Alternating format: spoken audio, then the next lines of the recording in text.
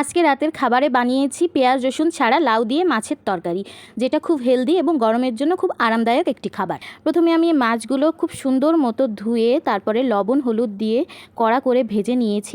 মাছগুলো ভালো করে ভাজা হয়ে গেলে তেলের মধ্যে সামান্য জিরা ফোড়ন এবং কেটে রাখা কাঁচামরিচ দিয়ে ভালো করে ভেজে নিতে হবে। তারপর আলু এবং লাউ অ্যাড করার পরে একটু লবণ হলুদ দিয়ে নাড়াচাড়া করে ঢেকে দিলেই দেখা যাবে বেশ অনেকটা জল বেরোবে। সেই জলেই অবশ্য রান্না হয়ে যায়, কিন্তু আমি সেটা করিনি। আমি জলটা কিছুটা শুকিয়ে নিয়ে তারপরে ঝোলের জন্য আলাদা করে কিছুটা জল অ্যাড করেছিলাম। তারপর জলটা ফুটে উঠলেই আমি তার মধ্যে মাছগুলো অ্যাড করে দিয়ে তার উপর দিয়ে একটু জিরা গুঁড়ো ছড়িয়ে দিয়েছিলাম। তারপরে আবার ঢাকা দিয়ে রেখেছিলাম। ঝোলের জলটা একটু কমে আসলে এবং আলুগুলো গলে গেলে আমি আলুগুলো আবার গলিয়ে দিয়েছিলাম একটু চামচ দিয়ে চেপে চেপে। দেন আর কি রেডি হয়ে গেল পেঁয়াজ রসুন ছাড়া লাউ দিয়ে মাছের পাতলা ঝোল।